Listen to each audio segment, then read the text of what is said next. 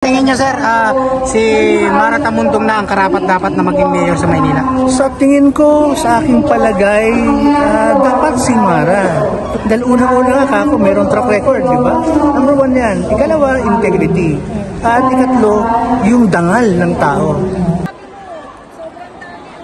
Unang-una sa lahat, nakita ko yung diwa ng pagkakaisa na nagliliyab sa kanilang mga puso para suportahan po ang ating pinakamamahal na si Mara Tamundong. Nakita nyo naman yung pagkakaisa ng bawat mga Manileño para suportahan sa darating na halalan sa 2025 ang ating pinakamamahal na Mayora, Mara Tamundong. Nakikita naman natin na siya lang po talaga yung may tunay na puso at damdamin na para sa tipin, sa lugmok na kalagayan ng Maynila. Siya lang po ang bukod tangi na naglakas loob na lumaban sa mga gulayat. Siya po yung tinatawag na binansagan na superhero ng mga Manileño sa buong Maynila. Ito na ba ang tunay na pagbabago? Nakikita naman natin, makakamit natin ang talagang tunay na pagbabago pagka tayo talaga ay magkaisa at magtulungan at magmahalan ang mga taga-Manileño na magkaisa, magkapit kamay at magkapit bisig na talagang suportahan natin si Miss Mara Tamundong. Ano ba ang gusto niyang takbuhin ni Miss Mara Tamundong? Nakikita naman natin ang diwa ng pagkakaisa, tayong lahat. Ang gusto po natin na takbuhin niya ay tumakbong mayor ng buong Maynila. Mayor po, Mayora Mara Tamundong. Thank you Sir John ha. Okay po, welcome po. Magandang umaga sa iyo. Ano masasabi natin dahil grabe po ang mainit na umaga ngayon ay makikita natin ang sulit na sumusuporta sa ating bagong Maynila na si Super Mara Tamundong. Una, sabi mo nga mainit. Ibig sabihin lang, galing tayo sa tagulan. Ngayon, nagpapakita ang ating panahon na umiinit, hindi lamang ang panahon, kundi umiinit ang mga tao para sa pagbabago.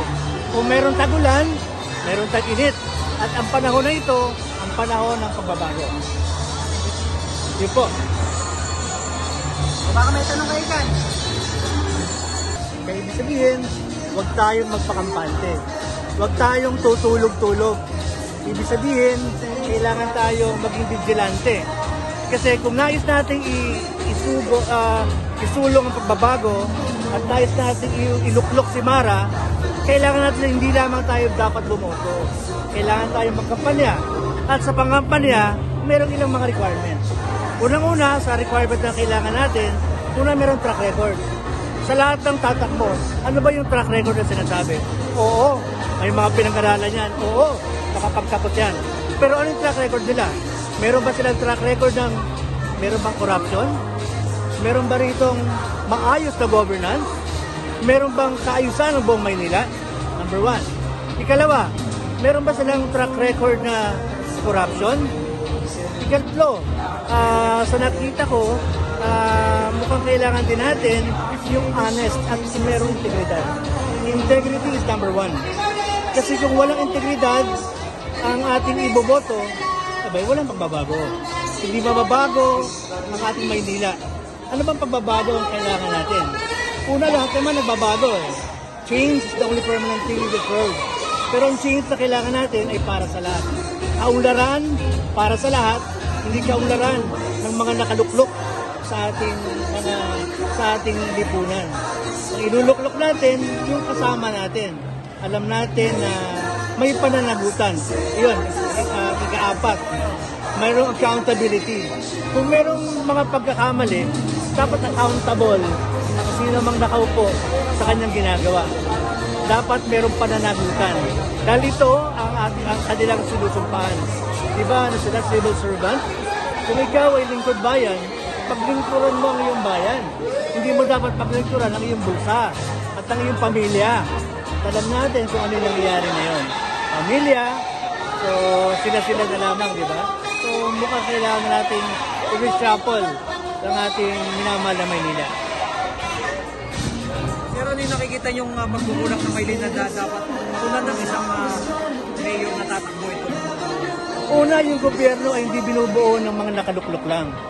Gobyerno ay dapat narito ang tao. So yung sambayanan ang dapat kumilos. Iboboto natin sila, tama, iboboto. Pero pagkatapos ng botohan, ano na nangyari? Ikilos dapat yung mga mamamayan. Kung sino man ang nakaluklok, may pananagutan sila, meron din pananagutan ng mga mamamayan. So may pagkukulang tayo. Kasi binoboto natin yung mga taong walang pananagutan. So ang kakulangan, hindi lamang doon sa mga nakaupo. Ang kakulangan ay sa mga taong nagbuklok, sa mga taong nasa politika ngayon.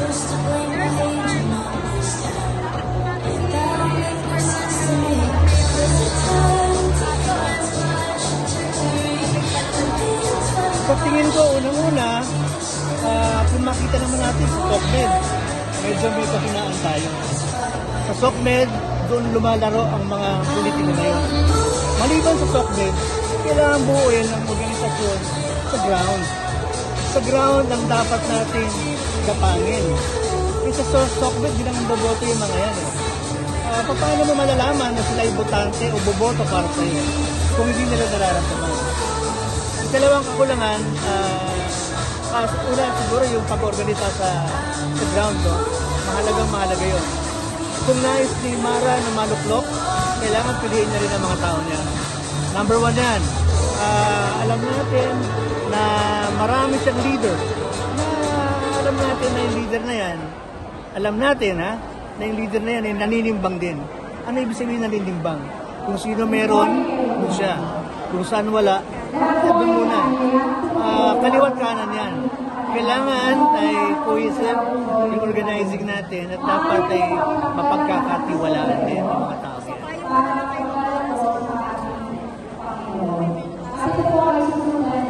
Ay tuloy lang ni Mamara, naniniwala kami sa iyong layunin. Pero sana ay organisayin natin patuloy ang mga tao natin. Sa pag-organisa, kailangan meron training. Kailangan natin silang hindi lamang ganito na sweeping ang organizing. Dapat mas malalim ang ating pag-organisa at alam nila yung gagawin nila at yung pananagutan ng bawat isa. Sir, mensahe na lang para sa Manileño. Yun, para sa mga Manileño, para sa mga katulad ko taga Maynila. So, nananawagan ako at hinahamon ko ang lahat na sana maging bahagi tayo ng pagbabago. Pagbabago na nakabatay sa katarungan, pagbabago na mayroong pananagutan, at pagbabago na para sa lahat. So, dapat maging mapagbantay at magtutulog-tulog ang bawat isa. Bantayan natin sapagkat napakasagrado ng ating boto. Kung sino ang ating iboboto, tandaan niyo yan. Iyan ang refleksyon ng ating pagkatao. Kung sino ang iboboto natin, ganyan din tayo. Kaya kung sino man ang iboboto mo, ganun ka dapat. Sa tingin niyo, sir, si Mara Tamundong na ang karapat-dapat na maging mayor sa Maynila? Sa tingin ko, sa aking palagay, dapat si Mara. Dahil unang-una nga ako, mayroong track record, di ba? Number 1 yan. Ikalawa, integrity. At ikatlo, yung dangal ng tao. Yung marangal na tao. Yung kredibilidad at accountable. Alam ko, may pananagutan dapat si Mara. At alam ko naman na sa pagkakilala ko sa kanya, sa loob ng maiksing panahon, may pananagutan ang taong ito. Sir, isa na lang, sir. Ano masasabi natin sa mga malalaking grupo ngayon na nakiisa dito ngayon sa ating programa ngayon kay Super Mara Tamundong?